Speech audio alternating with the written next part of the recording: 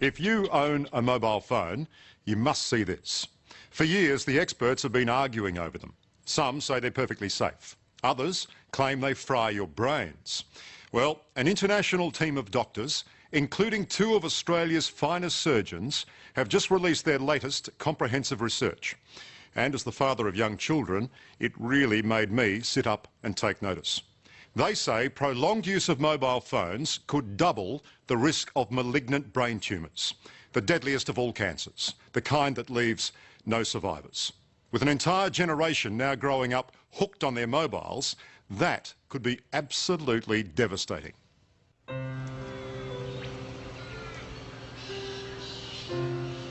The Namoy Valley in northern New South Wales is a beautiful place. See the range of hills that goes the favourite view of John and Margaret Bryant. Yeah. It's just nice to know that we could sit here and look out over there for a while. It's beautiful. Little piece of heaven on earth, isn't it? But John is terrified he won't be looking down upon it for much longer. He has terminal brain cancer. You've got to hang on, you've been so positive all throughout.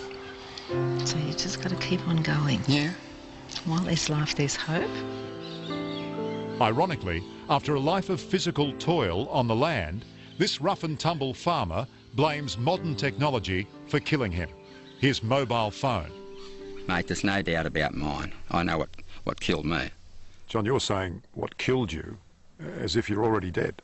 Yeah, well, I am dead, aren't I? I'm a dead man walking, really, aren't I? When you think about it.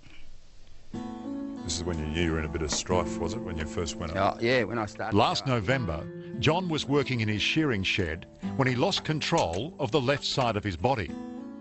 Doctors found a malignant tumour just behind his right ear.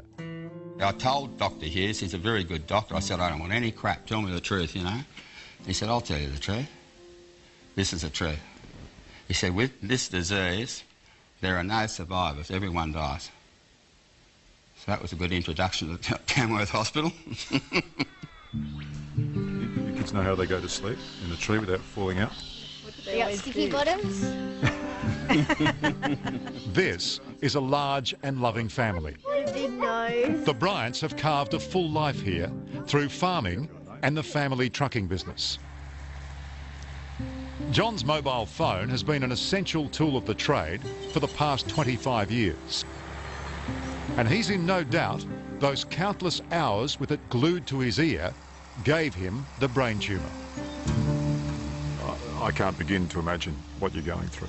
No, no one can begin to imagine, because people come up to me just, you know, they're trying to be nice and they say, I can imagine how you feel. And I think, no, you can't imagine how I feel, you know. And I reckon it's caused definitely by those bloody mobile phones. Dr. T.O. John insists his brain tumour has been caused by his mobile phone. Do you agree with his diagnosis? Insist is a strong word, and there are always two sides to every story. But if the question is, do I believe that mobile phones can cause brain cancer, the answer is yes, I do. Exactly. The fact that you've deteriorated so much in the last 3 days means that you probably won't survive more than about 3 more weeks with this. Yeah. It's that bad. Yeah, I know. I know it's bad. Dr. Charlie Teo is John's neurosurgeon, his last hope to beat the tumour. He's also the co-author of a frightening new study that's predicting a dramatic increase in brain tumours caused by the long-term use of mobile phones. That's a huge fear. I mean, what if we're right? Then if we're right, we're going to see a huge increase in brain tumours and brain cancer in the next decade or so. It's going to be frightening. And guess what, Lamb? We're already frightened by what we're seeing.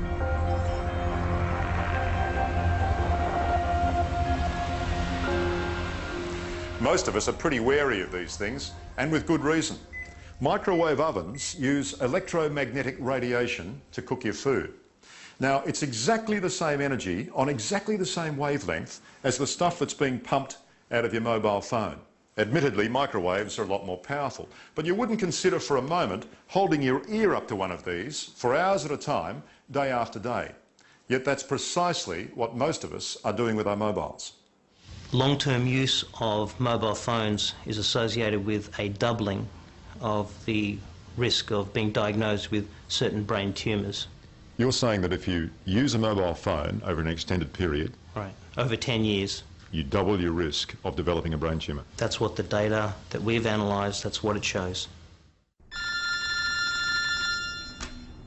Vinnie Corona, hello? Canberra neurosurgeon Dr. Vinnie Corona worked with Charlie Teo and 3 other leading scientists to produce this latest report. And he believes mobile phones could be the biggest public health issue since tobacco. Were you surprised at the size of the result? I actually think it may be a conservative estimate. You think doubling the risk is conservative? Yes. I would be very happy to be wrong about this, because the public health implications of being right about this are enormous. At the moment, there are just over 4 billion users of mobile phones. There are people as young as 3 using them. Happy birthday. And that's where the biggest threat lies, with our kids. Today, being presented with your first mobile is an essential passport to life. Our kids inhabit a wireless world, and it's nothing for them to spend hours each day chatting on the phone. On the average, I use it about 4 hours a day. I normally have long conversations at night with people. I don't know, I use my phone a lot. I've got to probably say about at least 4 hours as well. Yeah. This is the way we've been brought up to communicate with our mobile phones, and it's just the easiest because they're portable, we can take them anywhere. So it's just the easiest way to communicate with our friends. I have been incredibly worried, concerned, depressed at the number of kids that I'm seeing that are coming in with brain tumours, malignant brain tumours. Just in the last 3 or 4 weeks, I've seen probably half a dozen kids with tumours that really should have been benign, and they've all been nasty, malignant brain tumours. We are doing something terribly wrong.